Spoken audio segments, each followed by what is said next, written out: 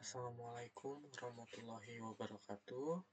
Perkenalkan, nama saya Tiar Fikriansyah dari kelas IF22C dengan NIM 22416255201122.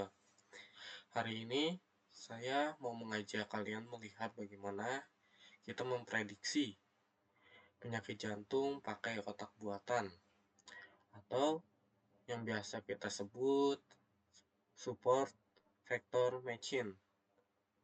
Ini penting sekali karena deteksi dini penyakit jantung itu sangat membantu. Saya akan membantu kalian pelan-pelan lewat kode-kode di notebook saya menjelaskan apa tiap kode lakukan dan apa artinya hasil-hasil yang muncul.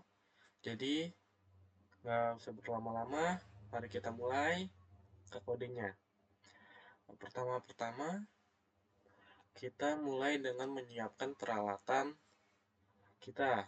Ada beberapa library atau pustaka di Python yang kita panggil seperti ada pandas, lalu ada numpy yang akan membantu kita mengelola dan menghitung data. Lalu ada matplotlib dan ada seaborn yang akan membantu kita menggambar data agar lebih mudah dilihat. Sisanya ada dari sklearn. Itu adalah alat khusus untuk machine learning kita, seperti untuk membagi data, merapikan data, sampai nanti alat untuk membuat model dan mengecek hasilnya. Lalu di kode kedua, di sini setelah peralatan siap, kita mulai dengan membuat data. Kita ambil dataset penyakit jantung yang telah saya download di Kaggle. Kita bisa langsung melihat data pasien, ada data usia, kolesterol, dan yang paling penting ada kolom condition. Condition ini yang menunjukkan apa pasien punya penyakit jantung, jika iya akan ada muncul angka 1, jika tidak 0. Biar kita tahu gambar awal datanya. Lanjut penjelasan kode ketiga. Lalu untuk mengenal data kita lebih dalam, kita juga mengecek detail datanya. Kita bisa melihat semua kolom yang ada jenis datanya apa saja dan apakah ada data yang bolong atau kosong. Selain itu, kita juga bisa melihat ringkasan angka-angka di data kita seperti rata-rata usia atau kolesterol paling rendah berapa dan paling tinggi berapa. Ini membantu kita tahu karakteristik umum dari data pasien kita. Seperti ini.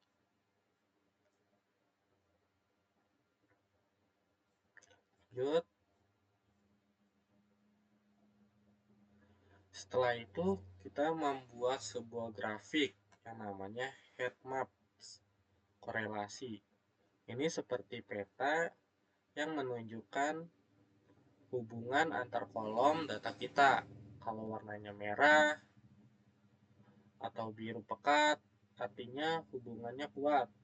Ini berguna banget untuk melihat misalnya apakah usia itu sangat berhubungan dengan kondisi jantung seseorang, atau apakah jenis nyeri dada punya kaitan kuat dengan penyakit jantung.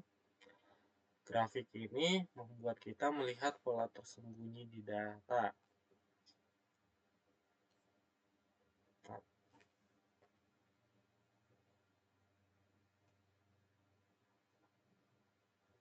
Sini.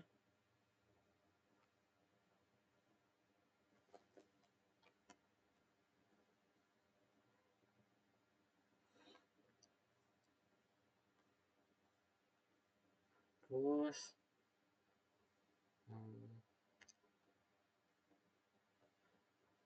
sekarang ini ya langkah penting untuk menyiapkan data agar model bisa berjalan dengan baik. Pertama, kita pisahkan data kita.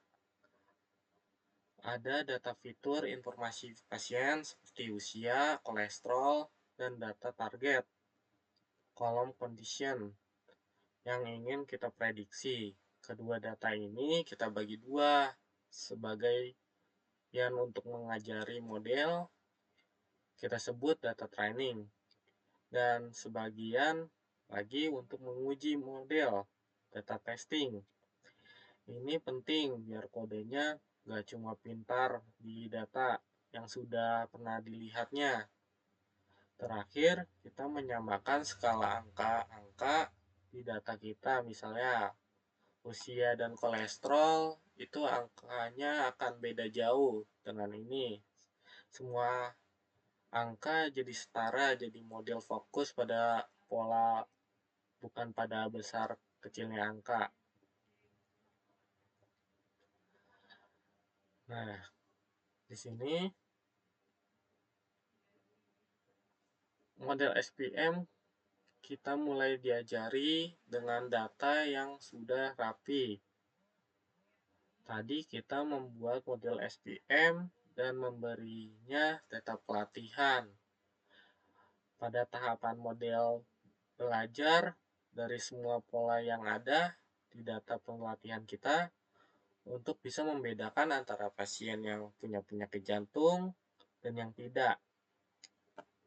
Terakhir, setelah modelnya sudah pintar, kita minta modelnya untuk memprediksi kondisi pasien yang belum pernah dilihatnya. Setelah prediksi ini keluar, kita langsung cek hasilnya. Kita pakai confusion matrix yang akan menunjukkan berapa banyak prediksi model yang benar. Misalnya pasien sakit diprediksi sakit, atau pasien sehat diprediksi sehat. Dan juga berapa yang salah, misalnya pasien sakit tapi bilang sehat, atau sebaliknya. Lalu ada classification report yang kasih detail lebih lanjut seperti precision, seberapa yakin model kita dia bilang sakit, dan recall. Ini penting banget di medis. Ini menunjukkan seberapa banyak pasien yang benar-benar sakit itu berhasil ditemukan oleh model kita. Dan yang paling sering kita dengar, akurasi, yang menunjukkan akurasi total model kita dari hasil output kita. Model ini mencapai 75%, artinya 75 dari setiap 100 prediksi model kita itu benar. Jadi itu dia perjalanan kita melihat kode dan hasil dari analisis prediksi penyakit jantung pakai SPM. Kita sudah lihat dari penyiapan data sampai modelnya bisa memprediksi. Model ini menunjukkan potensi yang besar sebagai alat bantu awal untuk deteksi. Terima kasih banyak atas perhatiannya. Saya tutup. Wabillahi taufiq wal hidayah. Wassalamualaikum warahmatullahi wabarakatuh.